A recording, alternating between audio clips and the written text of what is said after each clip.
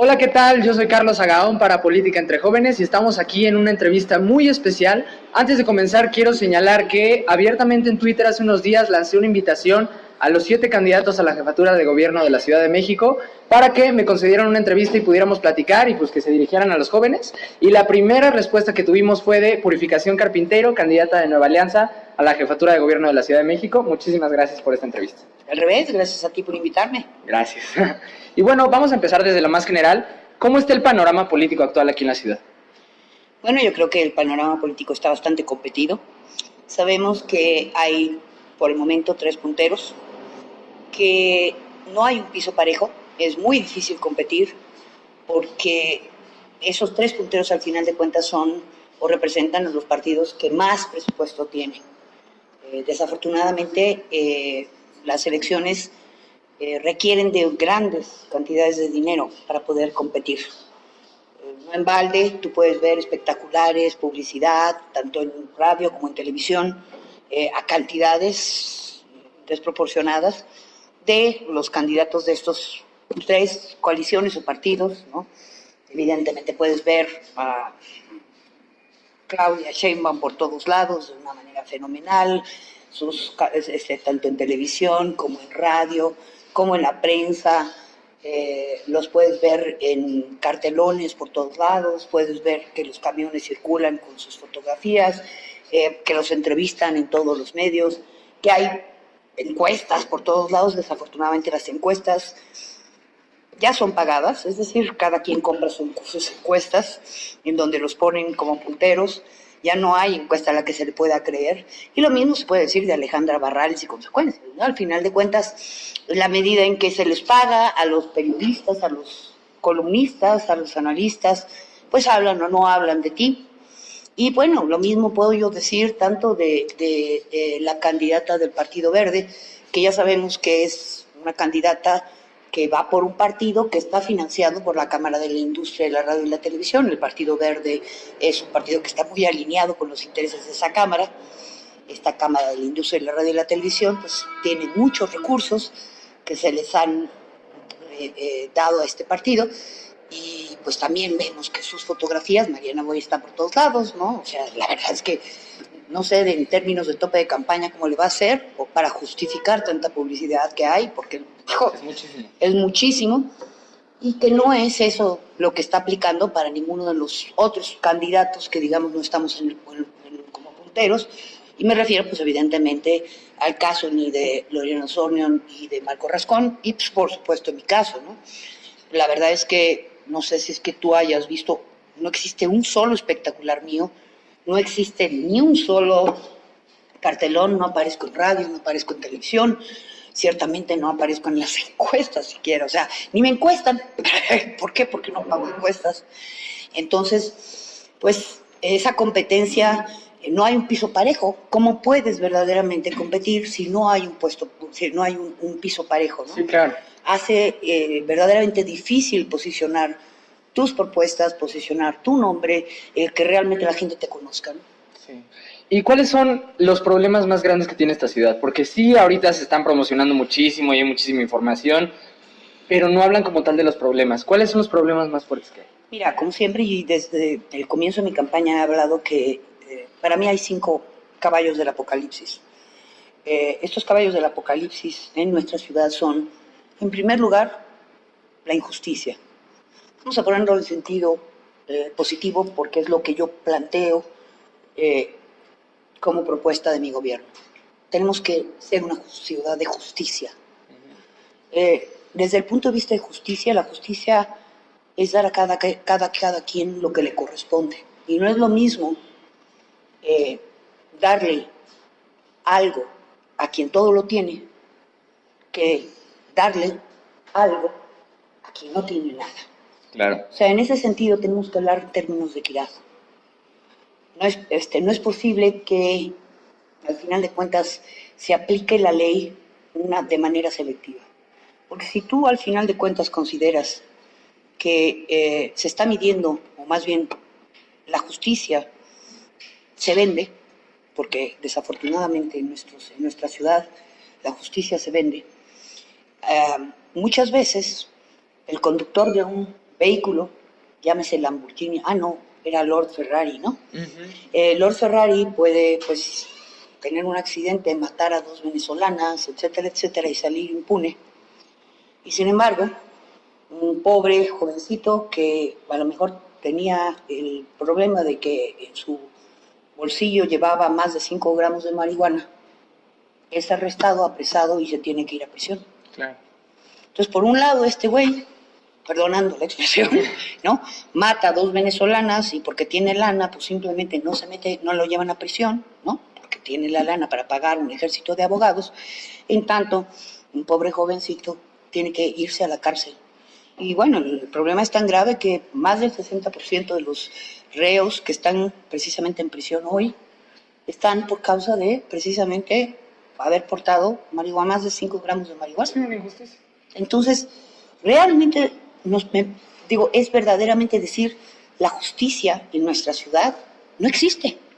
No existe esa justicia. Pero por el otro lado, una disculpa, por el otro lado hablamos también de un tema que yo creo que tiene que conmover a cualquiera, y es el terrible caso de la desigualdad que existe en nuestra ciudad. Y es que esa brecha entre los que todo lo tienen y los que no tienen nada es algo que se da en nuestra ciudad de manera gravísima, y es que coexisten pared con pared. Claro. Y es que puedes hablar de las mansiones enormes que colindan pared con pared con jacales o con verdaderamente chozas con techo de cartón, en donde por un lado, por ejemplo, las mansiones tienen albercas, piscinas, jardines, etcétera, que se riegan constantemente, y por el otro lado no tienen ni siquiera agua para beber, no tienen ni siquiera que comer. Claro.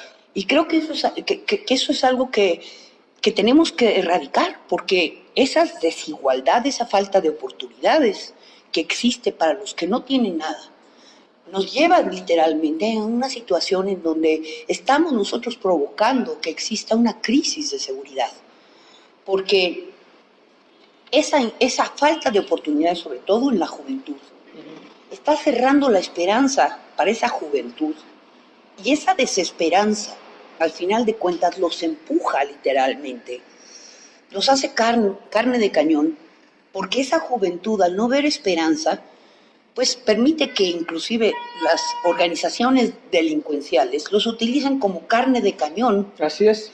Para que sean parte precisamente de esas organizaciones delincuenciales.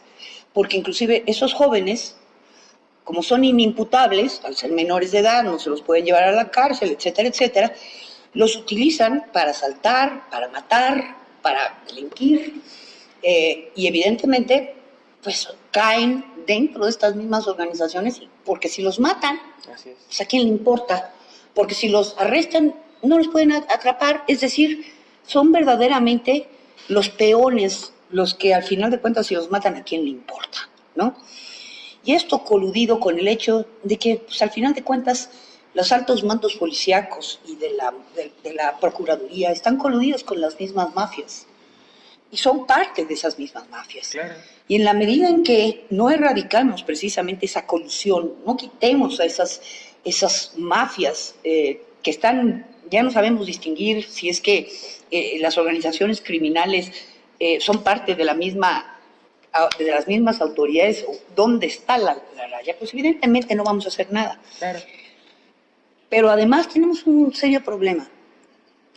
Durante 20 años, o más de 20 años, las políticas de los gobiernos han sido enfocadas, en términos de movilidad, han sido enfocadas pues evidentemente al transporte privado. Uh-huh.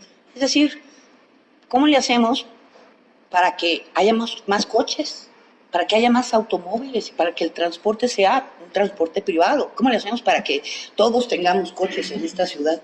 Sin darnos cuenta de que esta ciudad no puede seguir privilegiando el transporte privado, cuando el transporte privado apenas está llevando 1.2 personas por automóvil.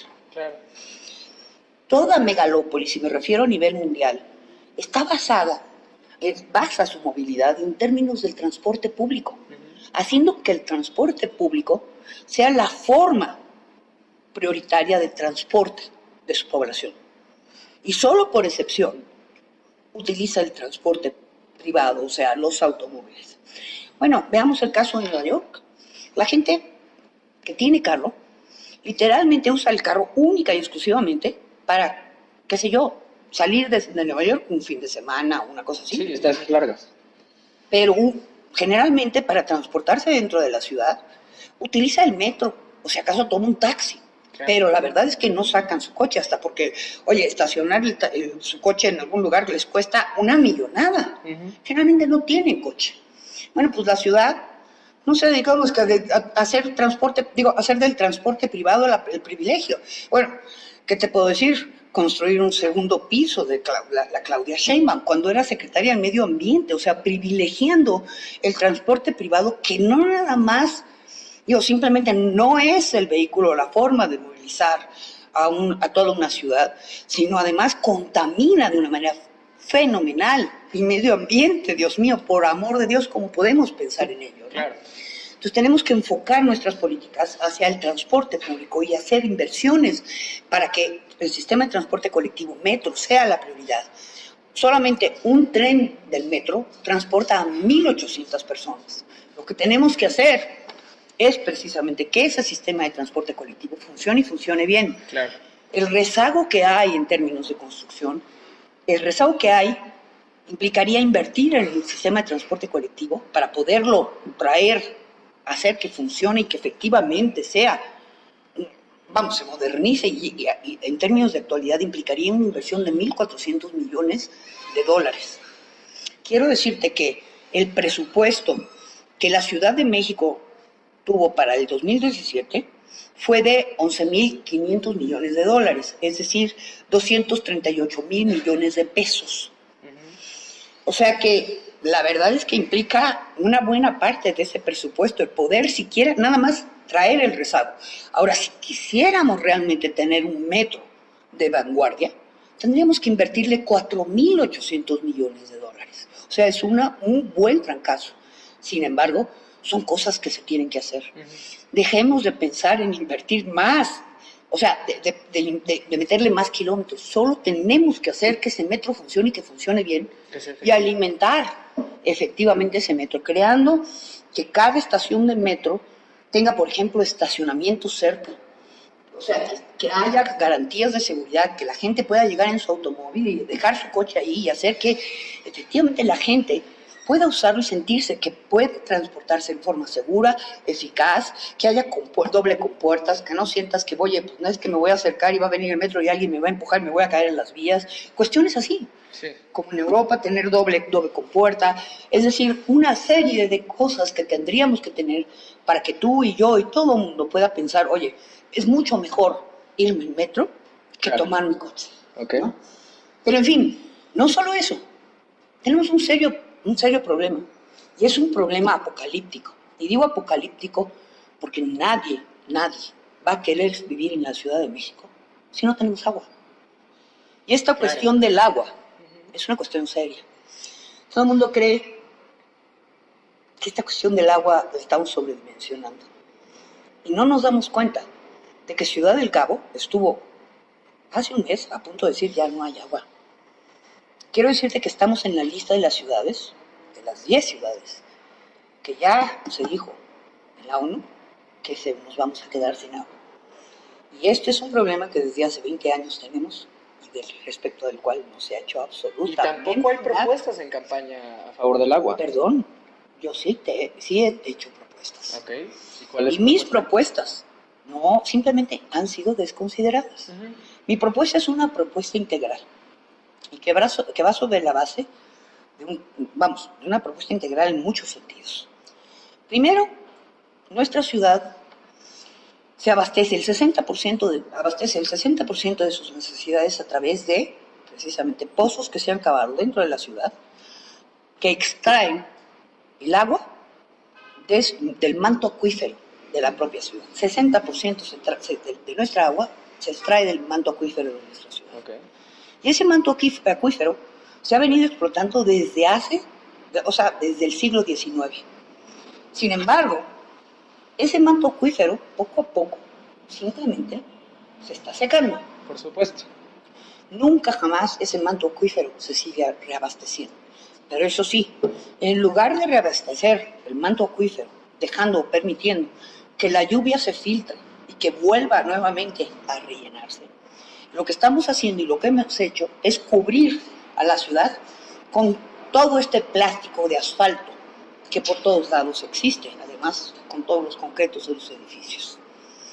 Lo que tenemos que hacer, en primer lugar, es remover todo ese plástico que existe en todas las calles y avenidas, que es el asfalto que existe, además de todos los edificios y los estacionamientos, que están obviamente cubiertos de este asfalto.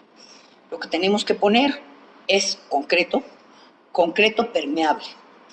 Ese concreto permeable que ya existe, y me gustaría muchísimo que me trajeran el ejemplo que tengo yo del concreto, permite que efectivamente la lluvia que cae se filtre y llegue hasta el suelo, o sea, lo que es el suelo terroso, que pueda ser absorbido y llegue hasta las capas del subsuelo, abasteciendo nuevamente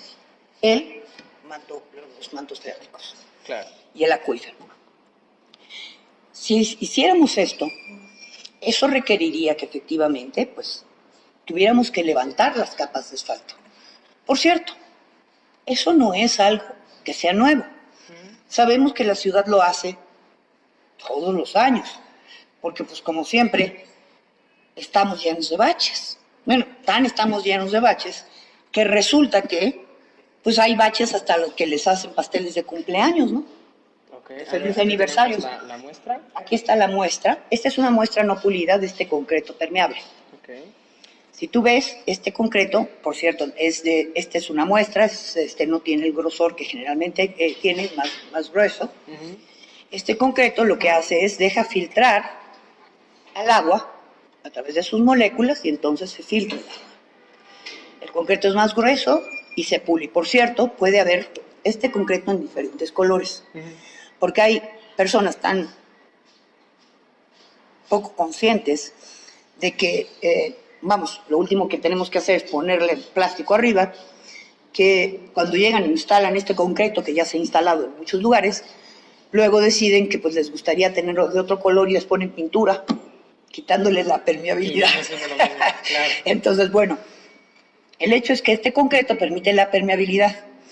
Bueno, pues remueves el asfalto como se hace año con año. Por cierto, es un flujo de caja que les da a las delegaciones y al gobierno de la Ciudad de México pues recursos continuos. Nada más el año pasado, en toda la Ciudad de México se invirtieron más de 1.500 millones de pesos en reasfaltado, uh-huh, o sea que ya hay un flujo constante. Claro.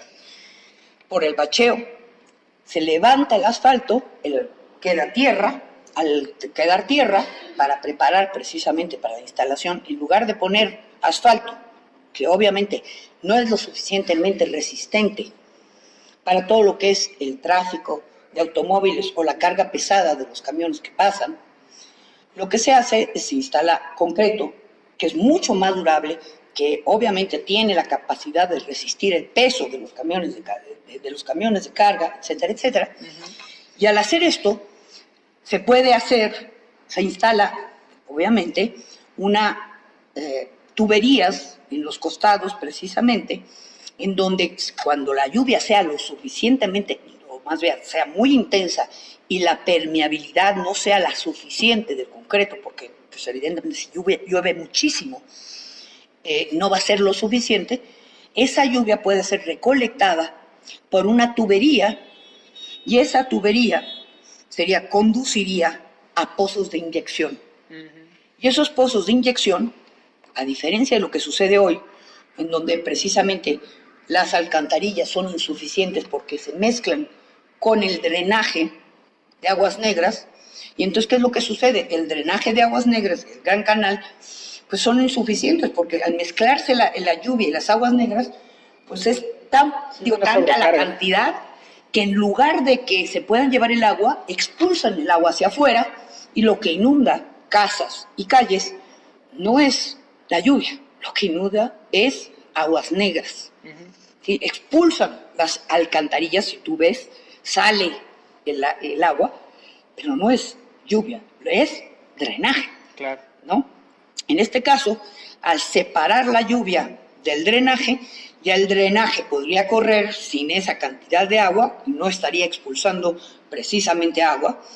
Lo que correría por esta nueva tubería sería agua pluvial y esa agua pluvial sería reinyectada a los mantos acuíferos que obviamente podrían empezar a reabastecerse junto con la filtración del concreto permeable que estaría haciendo. Pero por el otro lado, se abriría otra zanja en donde se instalaría un ducto. Ese ducto, por ahí se llevarían todos los cables, esos que por toda la ciudad, obviamente van cables por todos lados que parecen telarañas, por toda nuestra ciudad esos cables que no vemos en las grandes ciudades en ninguna metrópoli, los cables de luz, los cables de teléfono, los cables de cablevisión, los cables de gas, los cables de esto, todos esos cables que van por allá como marañas, de los que se cuelgan todos, los que es posible, en lugar de que vayan por ahí corriendo con todos los inconvenientes que eso significa, se meterían por esos ductos, que irían por debajo de la tierra, por abajo del concreto permeable, y entonces esos ductos que instalaría la Ciudad de México, por esos ductos se pagaría, o las empresas que llevan estos servicios tendrían que pagar un derecho de vía. Con ese derecho de vía que pagaran estas empresas, la Ciudad de México podría financiar el reencarpetado de este concreto permeable, que por cierto cuesta 1/3 de lo que cuesta el concreto normal. Okay. Creo que es un diagnóstico bastante certero. Pero espérame un segundo. Ajá. No nada más pagaríamos esto, sino además pagaríamos, o sea, con estos ingresos, pagaríamos por la renovación y la reconversión de todas las plantas de tratamiento de agua, que hay muchas en la Ciudad de México, pero que desafortunadamente estas plantas de tratamiento de agua resulta que están operando al 20% de su capacidad instalada. Y esto es porque obviamente ya están obsoletas.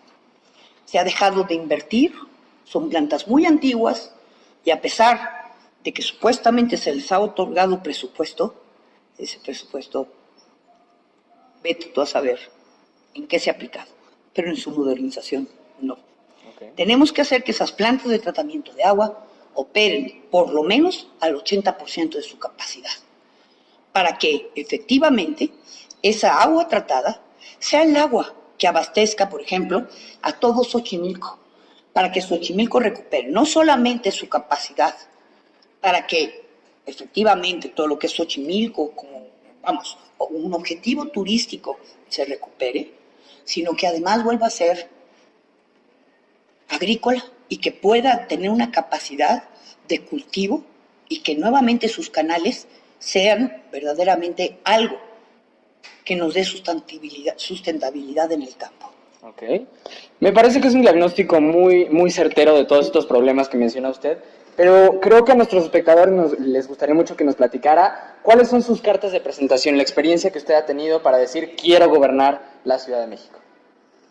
Bueno, yo he tenido una larga trayectoria tanto en el sector público como en el privado, más larga en el sector privado que en el sector público.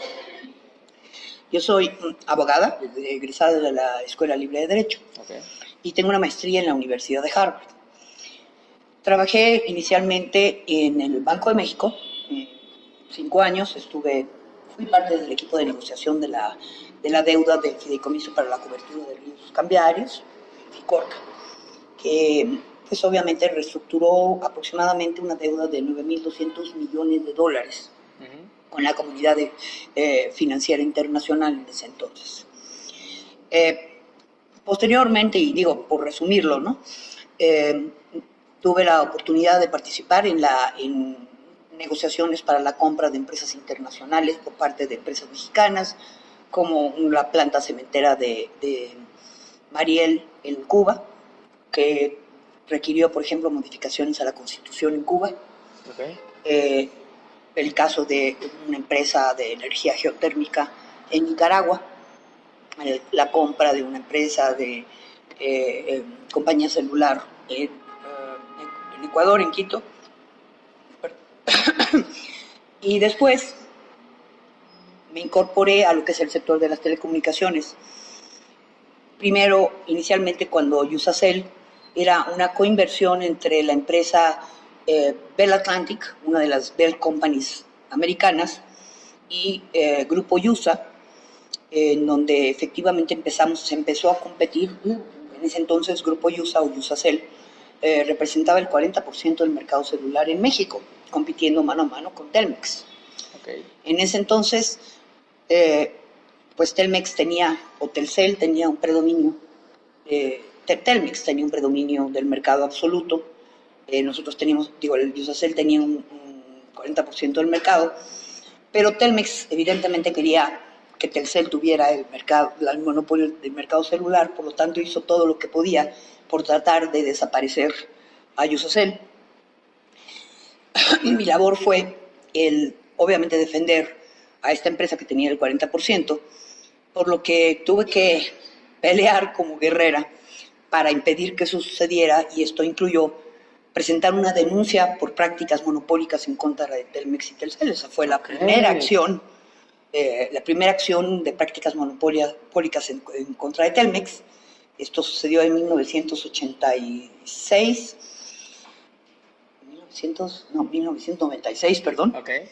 Y fue obviamente un escándalo, pero fui victoriosa. Literalmente la Comisión Federal de Competencia Económica en ese entonces aceptó mi denuncia, lo que impidió que Telmex pudiera desaparecer a la empresa por estas prácticas, haciendo que efectivamente la empresa pudiera sobrevivir.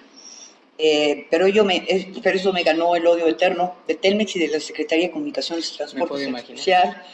Y la Secretaría de Comunicaciones y Transportes, en ese entonces comandada por Carlos Ruiz Sacristán, y además, en tiempos de Ernesto Zedillo, pidió a Bell Atlantic que me sacaran del país, y fui invitada por el gobierno de Ernesto Zedillo a través de Javier Lozano a salir del país, sino por mí, por mi familia.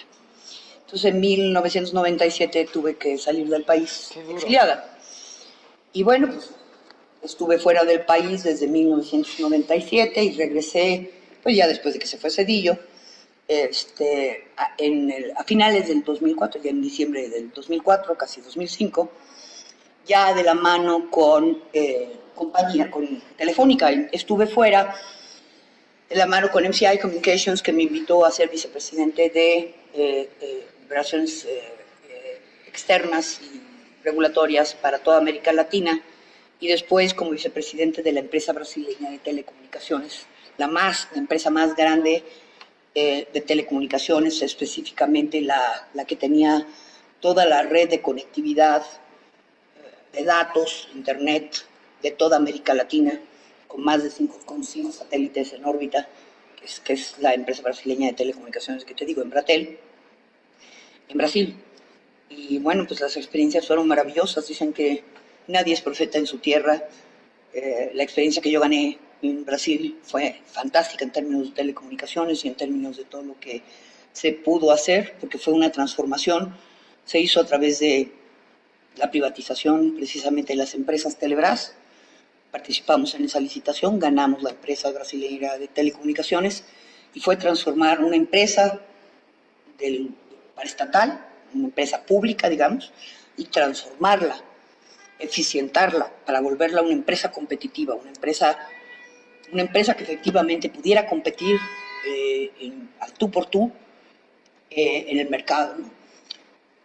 Al llegar a México, el presidente Calderón me invitó a su gobierno. Originalmente me invitaron para que fuera yo jefe de la unidad jurídica de la Secretaría de Comunicaciones y Transportes, a lo que yo le dije que pues le agradecía mucho, pero pues que yo no podía aportar. Yo en lo que podía aportar era en transformar y hacer competitivas las cosas. O sea que primero rechacé esa posición, pero después vi la oportunidad de ayudar y de contribuir con mi granito de arena al país, cuando se me ofreció la Dirección General de Correos de México. Okay. Y entonces acepté esa posición y presenté un plan de trabajo a 5 años, un plan de transformación a 5 años, y ese plan lo empecé a implementar, pero pues la verdad nada más tuve 1 año, 5 meses en Correos de México. Hicimos grandes cosas con el sindicato, la verdad es que conseguimos maravillosos, maravillosos acuerdos, transformaciones insólitas en muy, muy poco tiempo, que no me quiero extender porque te voy a aburrir, pero el hecho es de que al año 5 meses Juan Camilo Muriño me pidió que, por favor, me pidió que me fuera a la subsecretaría de Comunicaciones, en la Secretaría de Comunicaciones y Transportes, pero desafortunadamente eso no era la voluntad del entonces secretario Luis Telles. Entonces, pese a que el secretario Luis Telles no quería que yo me fuera, a solicitud del presidente, me tuve que ir. Fui como subsecretaria. Lástima que el que me iba a proteger, que era Juan Camilo Muriño, que era secretario de Gobernación, asumí la subsecretaría, y al mes de que asumí la subsecretaría, Juan Camilo Muriño, el secretario de Gobernación, que era el que me protegía, murió. O sea que los conflictos entre mi secretario, el jefe, y yo, pues inmediatamente surgieron. Por supuesto. Con lo cual, evidentemente las confrontaciones se volvieron verdaderamente terribles. Él saboteó todo mi plan de transformación y literalmente tuve que renunciar a esa posición a los 5 meses, con todo un plan de transformación de competencia para el sector de las telecomunicaciones mismo, que después yo llevé a cabo cuando fui diputada federal en el 2012, del 2012 al 2015. De hecho, yo fui la que, concebí ese plan de competencia en el sector de las telecomunicaciones. Es el plan y la reforma de telecomunicaciones de la que tanto presume Enrique Peña Nieto. Claro. Ese plan que yo hice y que, por cierto, publicó la revista Proceso, porque lo publicó después de que yo salí de la subsecretaría, se lo entregué a la revista Proceso para que vieran que era... Se hizo todo un tema ahí. Ese es el plan que después se plasmó en la reforma constitucional que yo escribí en primer borrador. Okay. Y bueno, conseguí que ese plan pudiera efectivamente hacerse realidad después en esta reforma constitucional. O sea que lo que puedo yo decir es que no importa cuántas veces lo tiren a uno, lo importante no es que lo tiren a uno, lo importante es cuántas veces uno se levanta y consigue su objetivo. Y eso es una muy buena lección. Y lo he probado. Claro. Y para muestras, hasta el voto. Vamos a un tema que es un poquito polémico, pero creo que vale mucho la pena tocarlo. Usted es candidata de Nueva Alianza. Así es. Y evidentemente la fundadora de Nueva Alianza es la maestra Elbester Gordillo. Entonces queremos saber su posición respecto a ella. ¿Tienen comunicación? ¿Siguen su misma línea de trabajo? ¿Se deslindan de ella? ¿Cuál es su opinión de la maestra Gordillo? Mire, yo no tengo ningún tipo de contacto ni comunicación con Elbester Gordillo. La verdad es que a mí quien me invitó para ser candidata por Nueva Alianza fue en primer lugar la maestra Dora María Talamantes, la presidenta de Nueva Alianza para la Ciudad de México, y en segundo lugar es el presidente de Nueva Alianza, Luis Castro. Jamás he tenido contacto con ella, con la maestra, y de hecho hasta donde yo sé, la maestra está apoyando a Morena. Entonces, pues, ¿qué le puedo yo decir? Mi opinión sobre Elbester Gordillo es que, pues desafortunadamente, fue lideresa de un sindicato que le hizo mucho daño al país. Perdón, ella le hizo mucho daño al país, hasta donde yo sé. Sí, actualmente el sindicato se ha alineado a una reforma educativa que yo creo que es esencial y crítica para que nuestro país salga adelante. Okay. La educación es prioritaria. No podemos permitir que las plazas de la educación se vendan. Claro. Que sea un sindicato el que determine quién va a ocupar una plaza o no, simplemente en virtud de compadrazgos o de trámites, ¿no? Eso no puede suceder. Claro. Tiene que ser en base a méritos. No podemos permitir que las viejas usanzas sean las que prevalezcan. Okay. Entonces, lo único que me cabe decir es que ese tipo de prácticas tienen que ser erradicadas. Claro. Haya sido dirigido por quien haya sido. Y si en ese caso fue el Bester, es deleznable que alguien pudiera estar apoyándolas. Y me cae, bueno, no me puede caber en la cabeza que haya alguien que siquiera pueda estar en este momento pensando en echar atrás una reforma educativa. Que es muy clara en este punto. Ahora, otro tema que vale la pena aclarar. A nivel nacional hay una coalición, la coalición Todos por México, entre el PRI, el Partido Verde y Nueva Alianza en este caso. Y aquí en la Ciudad de México hay candidata de Nueva Alianza, hay candidata del Verde y hay candidato del PRI. ¿Por qué no se formó la alianza aquí en la ciudad? Pues mire, yo creo que queda clarísimo que el candidato del PRI pues se posicionó en contra de ciertas posturas que son contrarias a lo que son los principios de Nueva Alianza, específicamente en términos de el respeto a los derechos humanos de la población LGBTI, por ejemplo. Sí, ahorita nos encaminamos a esos temas. Entonces creo que era lógico que el partido no pudiera asumir una candidatura única, ¿no? Ok. Hablando del debate, ya vimos 2 debates, todavía falta un tercero, si no estoy mal en los datos. ¿Cómo ve usted el debate? ¿Le sirvió? ¿Le ayudó en algo? Porque sí es una contienda muy desigual, la verdad. Entonces, en el debate ahí estuvieron todos. Todos hablaron, todos tuvieron el mismo tiempo. ¿Cómo ve usted el debate? ¿Le sirvió en alguna manera? Bueno, yo creo que, es indudable que me sirvió. Por lo menos me dio tiempo, la oportunidad de una exposición pública, ¿no? El hecho de que me conocieran, el que vieran que existo, por lo menos, ¿no? Y el hecho de que me conocieran en términos de quién soy. Me encantó la idea de que hubiera memes míos por todos lados. El hecho es de que los memes me ayudaron a posicionarme, me posicionaron como una persona de carácter, que soy. Y de hecho, algo que sucedió mucho en el debate fue que hubo muchos argumentos de usted en contra de Claudia Sheinbaum y de su desempeño. ¿Qué tiene que decir de este tema? Bueno, a mí me queda clarísimo que una persona que ya ha ocupado posiciones públicas, como por ejemplo la Secretaría de Medio Ambiente, haciendo y actuando en contra de los principios de medio ambiente, es decir, construyendo un segundo piso que, como yo digo, lo único que hace es beneficiar al automóvil privado, que es lo que más contamina y lo menos favorable al medio ambiente, es totalmente incongruente. Esto con independencia de su gestión como delegada de Tlalpan, porque no había suficiente tiempo y los debates lo último que nos dan es la oportunidad de efectivamente exponer todo lo que al final de cuentas deberíamos ser capaces de exponer ante la población y que los ciudadanos deberían saber, es todo lo que hizo en relación a la tala de árboles, por ejemplo, en el Ajusco, de la delegación Tlalpan, todo lo que hizo en términos de la permisividad para que hubiera ocupación ilegal de zonas de áreas de reservas naturales en el Ajusco, que también va en contra de todo lo que sería el medio ambiente que ella ahora está diciendo proteger.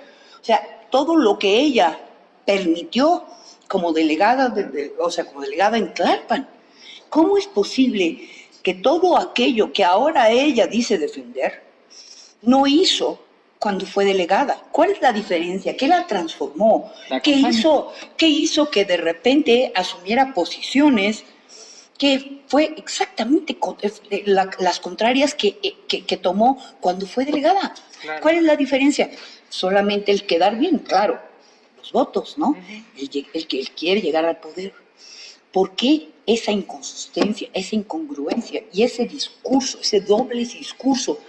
A mí no me cabe en la cabeza el que la ciudadanía no se percate de la hipocresía y el cinismo, que no se dé cuenta de que esa persona que hoy se postula para la jefatura de gobierno y que dice tener las encuestas a su favor, es una persona que ha actuado con total impunidad y que ciertamente es responsable de la muerte de 19 niños y 8 adultos en el colegio Repsamen, que no deberían haber muerto. ¿Por qué no murieron por el sismo?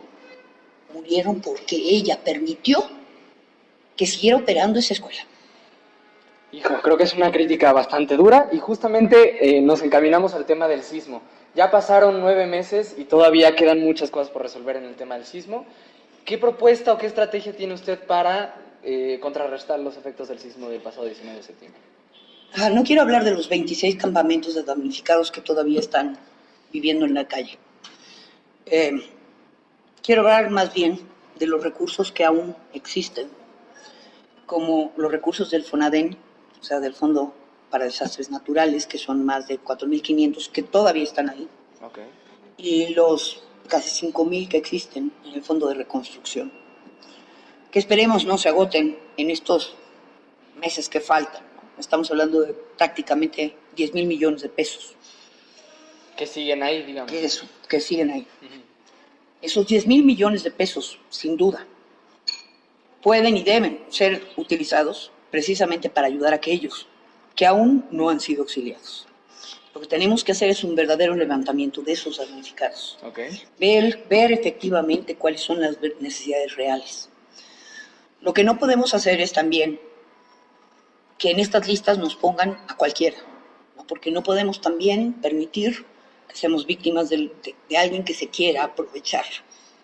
Okay. Vamos a entender que el gobierno no puede ser un gobierno asistencialista, los recursos son limitados, ¿no? Una de las cuestiones que sucede hoy es que todos los programas asistencialistas son utilizados para propósitos partidistas. Cualquiera de los cientos de programas de apoyo son utilizados con esos propósitos.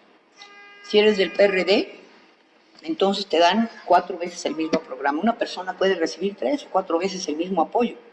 Hay que hacer un levantamiento real, que no haya duplicaciones, que efectivamente existan las listas bien censadas y además todo totalmente digitalizado para evitar que haya este tipo de problemas. Okay. Entonces, hacer ese levantamiento y en base a ese levantamiento realmente destinar los recursos que se requieren.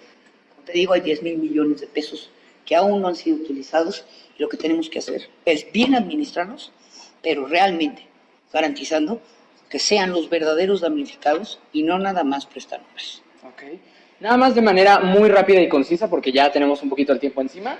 Las propuestas, digo, su postura frente a temas polémicos, ¿a favor o en contra de los matrimonios entre personas del mismo sexo? Pero por supuesto a favor. A favor. Estoy ¿Y a de favor la de los adopción derechos. homoparental? A favor. ¿Del aborto, de la legalización del aborto? Cada quien tiene derecho a hacer de su cuerpo lo que ellos consideren. ¿Y del tema de la legalización de la marihuana para fines recreativos? No estamos hablando de legalización, estamos hablando de regulación. Okay. Igual que se habla de regulación en términos de el alcohol y el tabaco. Okay. ¿Qué le hace a usted diferente de los llamados políticos de siempre? Porque hay un hartazgo muy grande. O sea, así en resumidas cuentas, ¿por qué usted es diferente? Yo no tengo jefe. Okay. A mí me mandan. Yo no tengo compromisos políticos con ninguno. Yo no pertenezco. No le rindo cuentas a ningún poder fáctico. Y por poder fáctico me refiero a ninguno de los oligopolios, a ninguna de las grandes empresas, ni mediáticas, ni de ningún tipo. Yo no tengo ningún tipo de compromiso con ellos. Ni tampoco tengo compromisos con ninguna mafia.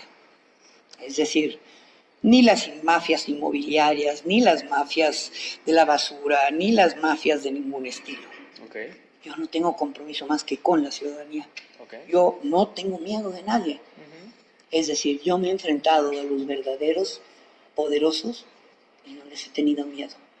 He sacado reformas constitucionales en contra de ellos y a pesar de ellos. Okay. Y me he enfrentado muy caro a un presidente de la República y le he dicho, yo no trabajo con corruptos.